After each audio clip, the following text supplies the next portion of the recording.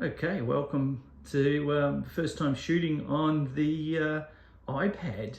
Matter of fact, I so rarely shoot with an iPad, it took me a good 20 minutes to work out where the camera app was on the actual iPad. So yeah, don't do much video on the iPad. Now I'm just doing this handheld, so this might be a bit janky. But yeah, just bear with me for a minute, and I'm just going to discuss briefly how I go about shooting images and video using the iPhone. A few people sort of asked what sort of setup have I got, so I thought I'd just show it as it is currently, and yeah, just give people an idea of, you know, just some of the stuff that's out there. I mean, there's a lot of stuff for iPhones now, so a lot of it's also cheaper. You don't have to buy the most expensive stuff either. But yeah, it's never been so easy and cheap, really, to get into photography using your phones and also video. So let's get into it. All right, first thing we're going to look at is we'll look at the cage, and that's this thing here with the phone mounted in it. This is a beastgrip cage. I'll just swing it around so you can see. I'm currently running the Blackmagic app. Now the beastgrip is probably the most expensive grip, the most expensive cage for the iPhones out there. Now this cage is around, I'd say around 230 bucks. So definitely the most expensive cage.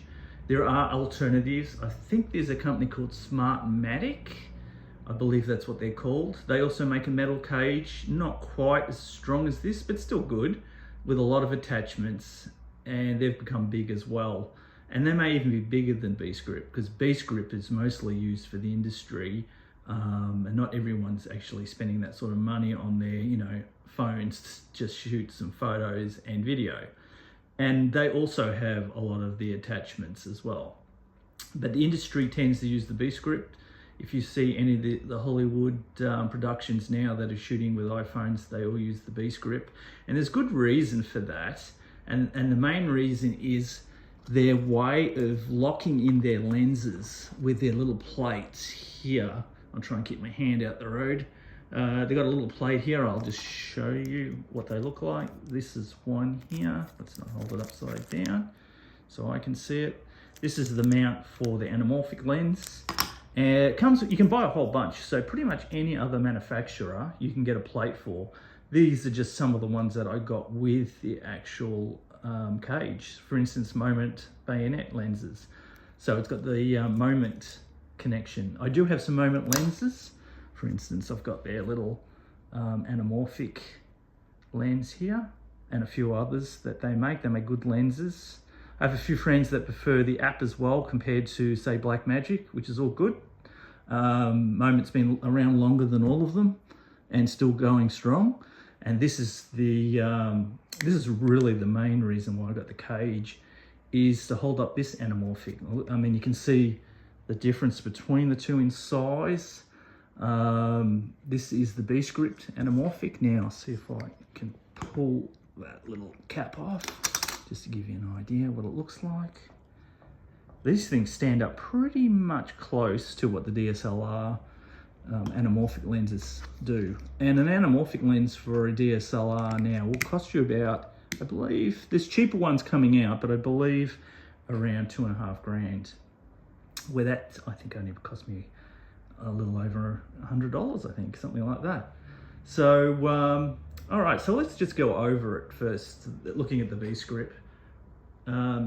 You got the cage, you can mount anything on it, you can mount lenses onto it, filters, they all come with their thing to allow filters and all to go on there. At the moment, I've got an ND filter on there. You can put polarizers, anything you can put on the front of a camera, you can put on these. You've got all the holes and attachments right around the cage, so it allows you, basically like a digital DSLR cage will allow you to add all bits and pieces and rigging and all that sort of stuff. These cages work the same way.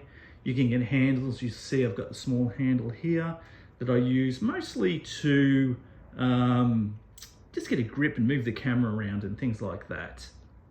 It can be detached, and if I can screw it, I don't know if I can unscrew it. No, I can't, one-handed. You can unscrew it and you can screw it to the top. Unfortunately, you can't do it on the sides, which I would have liked.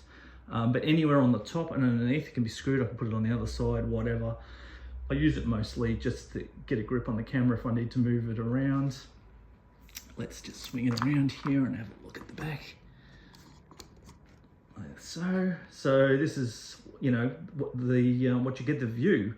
Now, there's something that anyone who's shot with an iPhone, especially doing video, will understand is I wish they would make some sort of thing to sit out here, some sort of thing, plastic thing that would go over the top of the cage here that would stop light coming in, because you know what it's like. You got the light hitting the back screen here and you're trying to shoot, you can't see what you're shooting.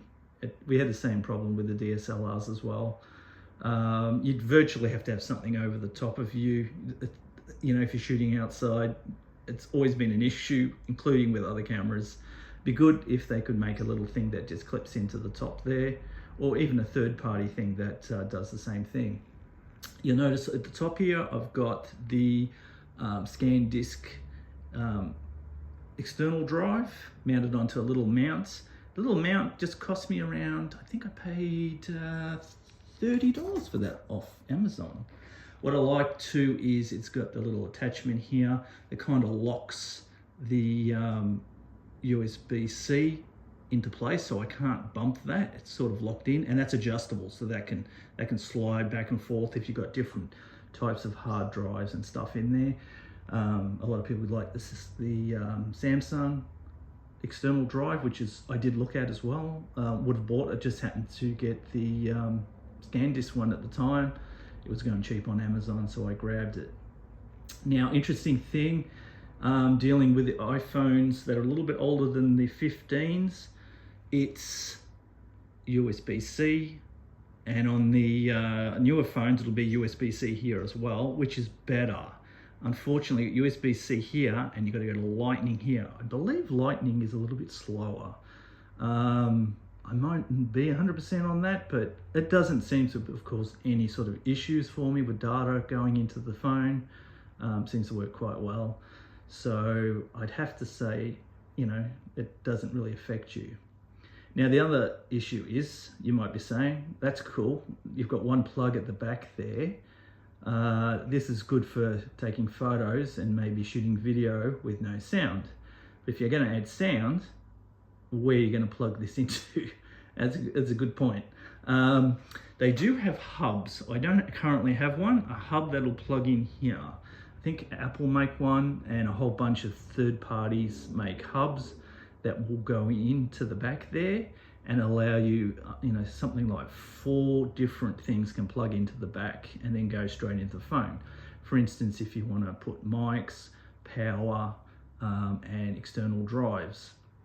All this is adding weight, of course, but if you've got something, you know, you got this thing rigged to, say, a tripod, you just, the power supply and stuff, you know, you can just either not attach it to the cage or, you know, attach it to somewhere on the tripod.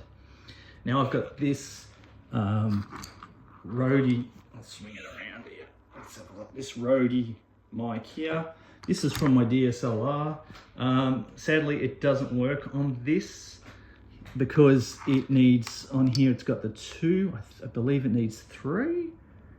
Well, make sure it's on camera. I believe it might be left, right, and digital, or, you know, data. So it doesn't currently work, but if I was to get a hub, that will actually plug to it, because I was thinking, oh great, now I have to get a new microphone, when I'm really happy with the Rode. Well, actually, if I get a hub, I don't have to change that, because it'll work, no problem. Also, if you want to add an external power supply, one of those little charge up packs as well, you can also plug straight into the phone. I don't think you really need that. The only reason you might need that is if you're doing long day shoots. You might have to shoot a wedding. Somebody might, you know, be doing some sort of thing on stage, whether on stage for an hour and they want you to capture it. You might be doing a multicam thing with a whole bunch of phones. Then, you know, if you've got a long time where you need a phone that's going to be recording for an hour or so, then maybe you might want to look into, say, a power supply. But for general just use, walking around, videoing things, taking photos, not necessary. But it would become an issue if you were requiring it for any great length of time. One thing good also about the beast grips is the amount of heat that allows the phone to escape, because it is pretty open at the back here and stuff. Well, actually, I'd consider that the front. It's all open, so it allows the heat. It doesn't allow heat. Air gets in there. You could have a little fan. You just cool this down. It's not encased completely. It's really just the outer edges of the phone. So, you know, recording for long periods of time, it does help with the heat issue and keeping the phone way cooler. What else can I tell you about this? Yeah, they come with a lot of accessories. There's side grips and everything you can put on these things. All sorts of stuff. The only thing you'd have to be wary about with these things is the weight. It adds a lot of weight to the phone. I haven't actually put it on the scales to see what it weighs, but when you look at it, it's quite heavy. So any, say, stabilization gear you want to use, anything made for a phone is not going to work. It's just going to be just too weak to pick up the weight. For anything like that, you're going to have to go to stuff that they use for DSLRs.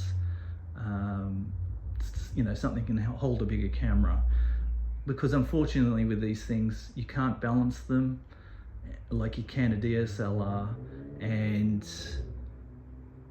it's not going to balance, so it's going to be really heavy. So you're going to need something with some oomph behind it to be able to have this hold the case and have it, you know, good for nice steady shots for filming. But yeah, that's about it. That's all I can sort of show you. That's pretty much the setup. I'll have to look into these hubs, because, you know, there's going to be times when I like to record sound, and that can be external or a mic on top, whatever. You know, you've got plenty of mounting points and things you can attach to the top of this and bolt to it. Just, you know, taking into consideration you've got to carry it around at weight.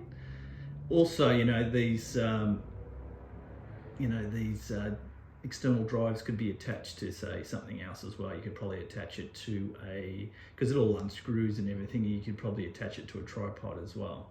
And there's many different versions of those currently around, many different versions of external drives and everything. So, you know, depending on cost. Overall, I think how this stands now, the cost of this would probably be close to around the $500 mark, not including the camera, the phone. So, you know, when you think of what, you know, your DSL lenses would cost, this is not expensive, and the result you get from phones now is really good, and it's only going to get better going forward. More companies are going to come forward and make cases like these. This particular case only fits the 14. This is made for the 14 Pro Max. I think you could probably fit a 13 Pro Max into this, and maybe a 15 as well. But you have to remember that these cases are made for one particular phone. So that's quite an investment for one phone. If you're buying a phone every year, then you don't want to be buying one of these cases every year either. But I believe Beastgrip does make another case that is, I believe it's plastic and metal, and that is adjustable, so it can take quite a few phones, including non-iPhones. It can take Androids and all sorts of stuff. And I believe it has all the attachments to it as well, so all these attachments are attached to it. So there are other alternatives, and like I said before, there are cheaper alternatives out there as well. But I'm very happy with this sort of setup. I really like that the lenses don't move when you're recording. They stay very still. At the moment, I've got a plate on there that's just shooting 16:9, and yeah, I find it works really well when I go and put the anamorphic on there. It's spot on. I don't have to worry about it getting loose or not quite getting right and allowing light in the sides and anything like that. It just holds it and just works great. So yeah, overall I'm pretty happy with this, and it's, you know, it's certainly cheaper than say the alternatives, which is DSLR.